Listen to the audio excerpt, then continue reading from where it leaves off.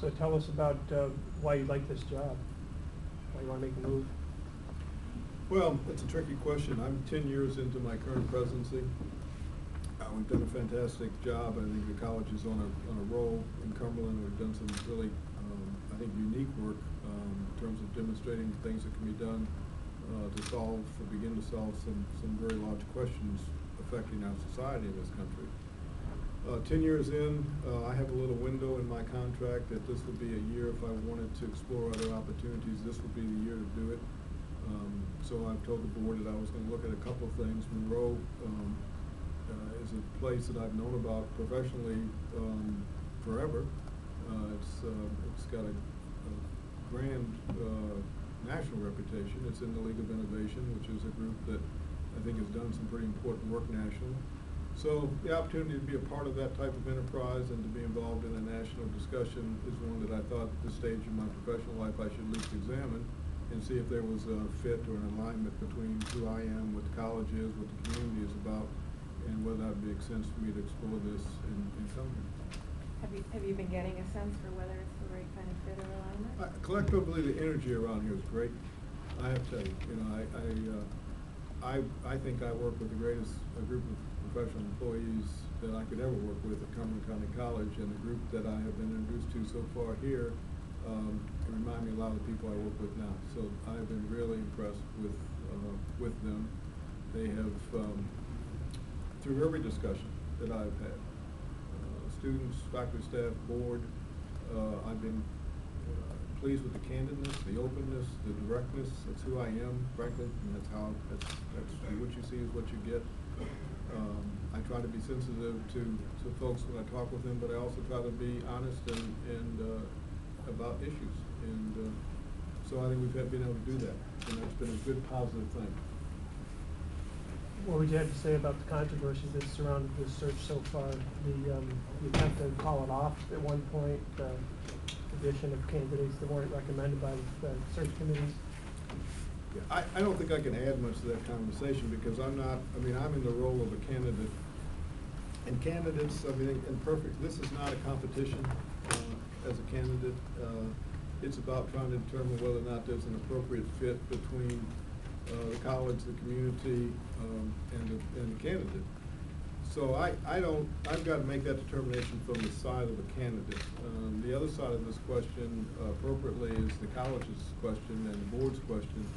So searches always tend to take on their own life, and this one has. And at the end of the day, I am sure that a fit will take place, and the right person, in terms of the match, will be found for this college.